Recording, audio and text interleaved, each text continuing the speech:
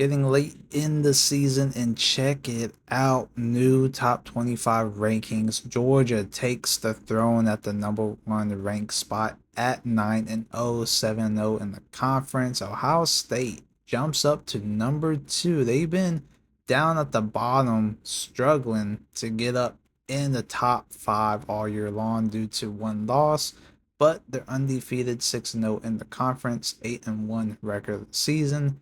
Indiana jumps up to number three, 9-1 of the season with a 6-1 record in their conference. Now, we're going to be jumping around, taking a look at Louisville, who is 8-1, ranked sixth in the nation.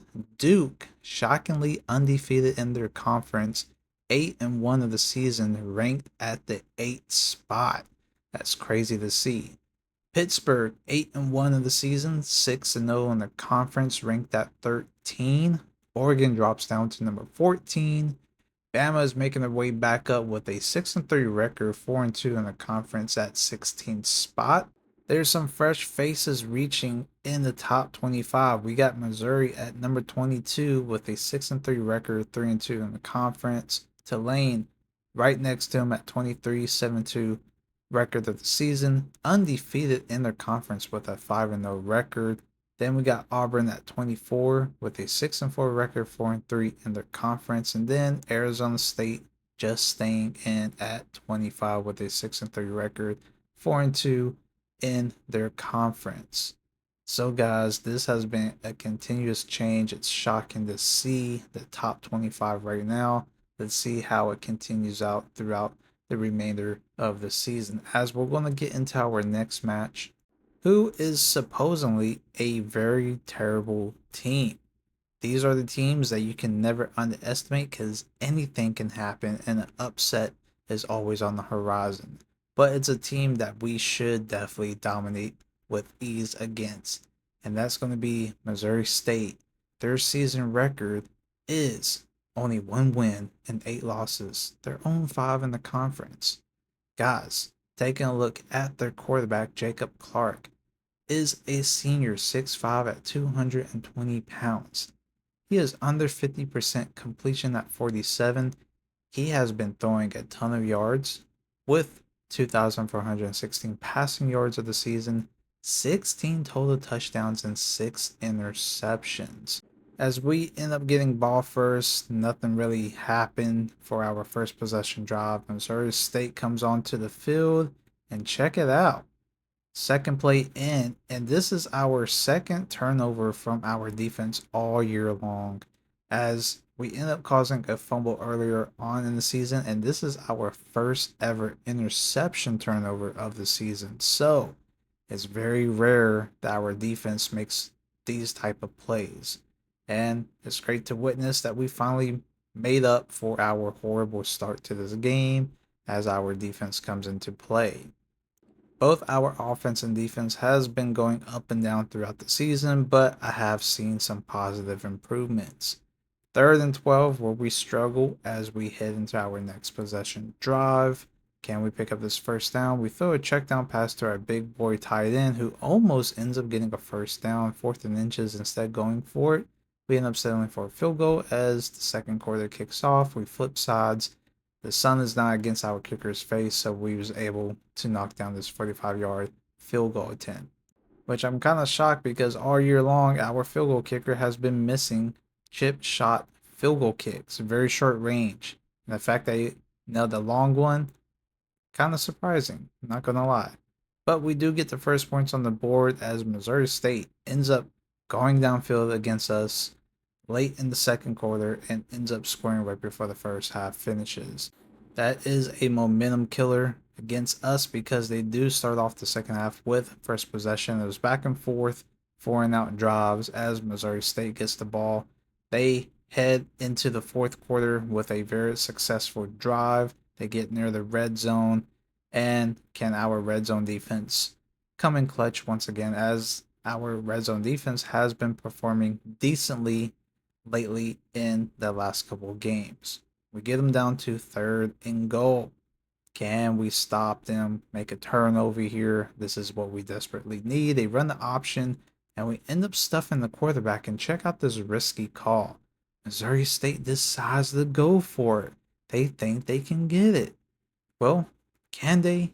They end up running the ball, stretch run play, and it's like our defense just gives it up. They go up a 2 possession lead, and I'm very disappointed with our defense. Now, we have been in some clutch situations where we have came back or have a game-winning drive. Can we do it here? We get down near the red zone. Right here, we pick up a first down. For some reason, as a coach, we decide to call a timeout in the red zone when we could have ran a no-huddle play. And then, because of that, we struggle in the red zone trying to run the ball. And we get stuff on first and goal that's wasting a little bit more time. Then we go to pass the second play, get pressure, and the midair collision happens. Great job in Missouri State. We drop a touchdown pass. Third and goal, where we continue to struggle and check it out. We run a halfback dive, and our running back has poor vision. He ends up cutting back to the right when there's an open lane hole. Like, how blind can you be? But this has been happening all season. He does not see the holes open up for him, and he just runs directly in traffic. And because of that, he gets stuffed. So we have to go for it on fourth down. We desperately need this and a 2 point conversion to have any chance. Check it out. Malachi steps back to throw the ball, and there's a check down to the right, but he doesn't see it, and he takes off. And thank God he was able to get in. Throughout this game, Kenny Odom, our superstar receiver, has been shut down. We haven't been able to give him the ball lately. And then Malachi is just making some poor decisions. He hasn't been taken off. As right here, he makes a right decision, getting a 2 point conversion. All we got to do is try to get this onside kick, which we do not. Missouri successfully gets it. Can we stop them and have enough time to have a chance to possibly kick a field goal and win the game? So here comes the run play. Waste a little bit of time. We waste our second time out. Very disappointed with our last possession because having a timeout called right there when we shouldn't have called it. It's poor management, poor situational calling. As right here, second 11, they run the ball once again. Stop them. Call out our last timeout. And, pretty much they're going to clock it, waste a ton of time off the clock. And we have to hope and pray that they miss a field goal opportunity here. So, comes down to this 4th and 5 field goal attempt. Check it out. We jumped the snap, and it looks like we're going to block it, but we stop right before it kicks it. And thank God the field goal kicker misses it. So we have one shot to have a decent play to get downfield, get in field goal range, possibly spike it, and kick a field goal to win. So we end up passing it, and Malachi throws a dump down pass. Like, why?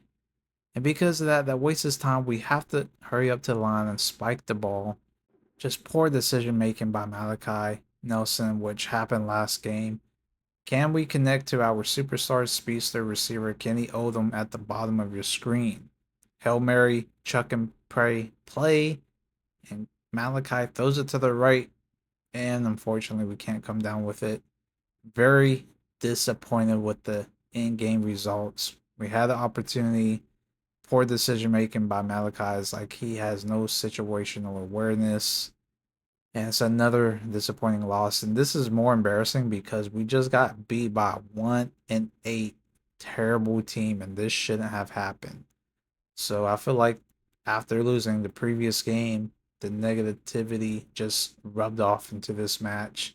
And we're seeing the downfall of Malachi Nelson decision making just go to piss poor. Like, I don't know what's happening with him. And then also, the situational play calling and moments as a coach, like, why would we call a timeout there? It's just very disappointing. It's not looking good. We might be out of a bowl game. We got to finish strong for the remainder of the season for our last 2 matches, but this one really hurt. Anyways, we have another recruit committed to our team, and that's Frederick Uchele. I guess that's how you say it. He is a cornerback archetype filled 1-star caliber player, just a fill in. 4 players that we're going to be missing next season just to fill up the depth chart. He's 6'1", 165, nothing too crazy stat wise.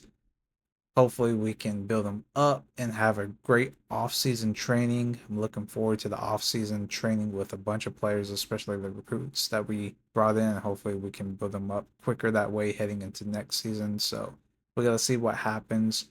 But guys, let me know what you guys think down below in the comments. Once again, our quarterback is just not making the plays that he was making when we was winning, and decision making is just killing us. And then also the strategic moments as a coach, just making poor decision as far as play calling and when to use timeouts and not is just looking very very terrible.